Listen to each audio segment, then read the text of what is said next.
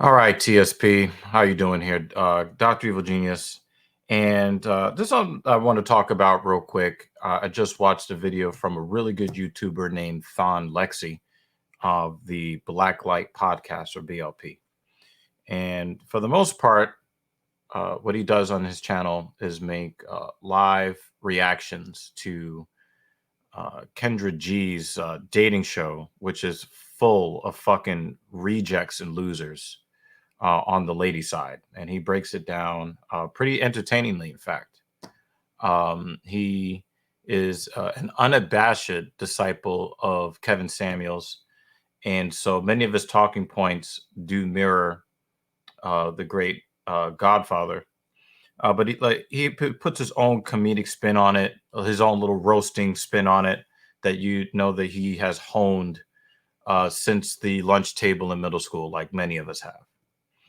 Today, he put out a compilation video, and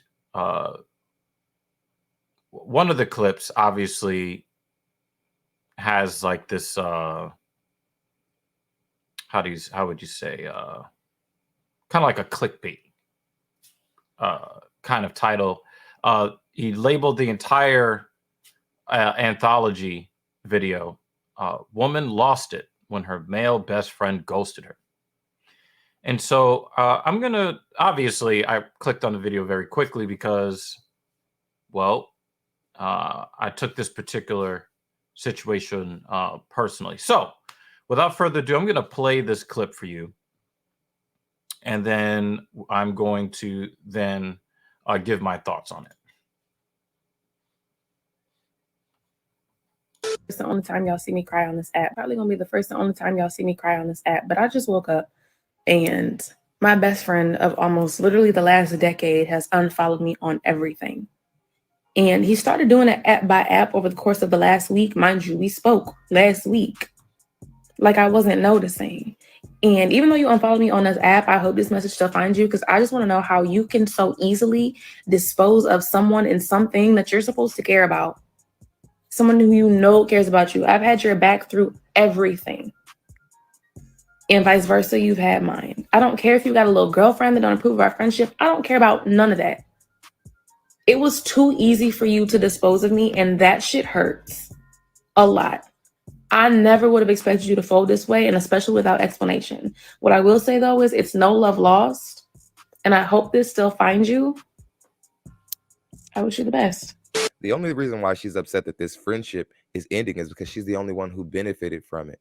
And the reason why it was easy for him to leave the situation is because he wasn't getting a lot of benefit out of it. That's why in men advocate spaces, we coach that men shouldn't even start platonic relationships. Women are mining men for their security, for their protection, and for their conversation, and men aren't getting anything in return. Not moving forward, fellas. Let's roll the next clip. All right. So you got an opportunity to hear what Thon had to say. But first, I'm going to cover what the young lady had to say. Friendship of almost a decade, and she saw that he was pulling away and unfollowing, possibly blocking on all social media platforms. And that, waking up that particular day when she filmed that TikTok, it definitely had an impact on her. So I want to just say that this is in no means any kind of celebratory response to her pain at all. Thon made some excellent points when he talked about the fact that in her mind it was reciprocal, but in reality it wasn't. Women generally want situations that benefit them, and they really don't care if the situations benefit the man. Mutually beneficial to a woman in dealings with men is she gets all the benefit and he's tolerant of giving her all the benefits. So it wasn't a lot that guy was getting out of it. But where I disagree with Thon is that it was easy for him. It was easy for him to let you go. he stuck around this woman for almost 10 years. And when you look at her, it is obvious, even with the filters and the makeup, she's not ugly. Why do you think that he stuck by her for almost 10 years of his life? Because he had feelings beyond platonic friendship. And she was not reciprocating that interest. In fact, she saw him as an emotional Kleenex tissue. So when she says, well, I had your back and you had mine, what that really means is when she had a problem, he was there, and that's it. Let me tell you something from personal experience, guys. When we started this podcast, myself and Captain Paul, we really wanted to try to help guys maneuver through a lot of difficult situations in their life. And the whole dating, relationship, friendship, intergender dynamics, the way that we communicate and deal with women as men, it's not easy. Don't care what the pickup artists and what Tyrone says or what Brad says. It's difficult. I mean, even the most attractive men out there have a greater than 90% rejection rate. Yes, even the most successful with women men out there are getting rejected 9 out of 10 times. And that's on the low end. So it's difficult, guys. And many of us we've been socialized to believe that if we just do everything that women tell us to do, then they're going to love us and be with us forever. And, then the teenage years and the 20s come. And then you find that is not true. And then they try to revive it and kind of make it sort of true in their 30s, 40s, and 50s when we've already moved on. But when Thon says, yeah, it was easy for him to let you go. And when she says, oh, it was so easy for you to drop me. Let me be the first to tell you. It is anything but easy. I'm going to use myself as an anecdotal example. There was a young lady that I met about 1 week before the Twin Towers fell. So you do the math. It's January 2023.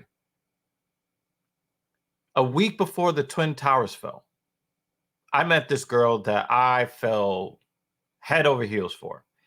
And it wasn't so much that she was super good looking to me. It was also that she was super cool. And I held like a special spot in my heart for this one particular woman throughout a lot of shit that, she went through in her life separately from me, shit that I went through in my life separately from her. When you looked at our friendship, who was doing most of the calling? Who was doing most of the listening? Who was doing most of the emotional patching up of wounds? It wasn't her. It was me. And when we developed this platform, and we're very strict, this is a no simping platform, I realized that this woman had been in my blind spot for more than 20 years. I had a conversation with her in November of 2021. And I was playing emotional Kleenex tissue again. I didn't hear from this woman for several months. And then even then I had to chase her because I saw something that was posted on social media that led me to believe that there had been a major life change. She never texted me once, never called once. And when I finally tracked her down, and then not only did I have to text her, get a promise of a call back that didn't come, and then I calling her. You see where I'm going with this? I pressed her on the issue. Hey, haven't heard from you. Looks like something really big has gone down in your life, some really big change. Oh, well, I didn't know what to say. I didn't know what to say. I'm sorry. I didn't know what to say to you. But then when you let her keep talking, she knows how to talk to other guys about other situations. She knew how to travel long distances to deal with certain guys in certain ways. She knew how to pick up the phone and text or call other guys in certain ways for certain situations. I'll let you guys use your imagination. But when it comes to somebody who held her down for 20 years, I got excuses and I got empty platitudes. And while she is talking, I made the decision right then and there. That would be the last conversation we'd ever have. But do you know why I so-called ghosted her? It was because it was difficult, because it was hard. It's not something that you do that's easy. To this very day, I still love that woman. To this day. But I understood a very cold truth. She did not value me the way I valued her. And when you put a lot of time and emotional energy and it's just, you put so much, you invest so much into somebody, it ain't easy. It's very painful. It's very difficult. Yes, men have feelings too. It ain't easy just saying, nah, I'm done with this. It's not easy to just let somebody go that at least gives you the empty platitude. A lot of the things that we have to do in this world as men to get the value that we deserve because of the value that we provide to other people, it takes sacrifice, personal sacrifice. Would I love to just pick up the phone and say, this is why I stopped talking to you and I want to continue a friendship? I would love to do that. I know I can't. Because I know that as soon as I pick up that phone and try to explain to her why I decided to just stop contacting her, I would lose my resolve. It's okay, guys, to admit it to yourself. You know what? I've got weaknesses. Certain people trigger my weaknesses. This particular woman triggers my weaknesses. And I knew I could never say anything to her again. I could not link up with her on social media. I'm going to leave her alone. But here's the fucked up thing. Here is the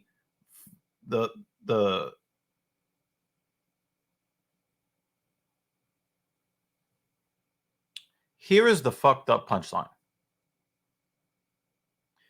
When I decided to stop calling this woman, that's when she started blowing up my phone. That's when she started responding to 6-year-old social media posts. She believed that I was supposed to be on call for her needs at any given time of the day or night on her terms, further solidifying to me that she did not value me the way that I valued her. And that's why I had to cease all contact, cold turkey. I hope that you guys got some kind of an understanding of what it is like to stop simping. This is what it costs. There is an emotional cost. There is a social cost. I'll check you on the next one, y'all.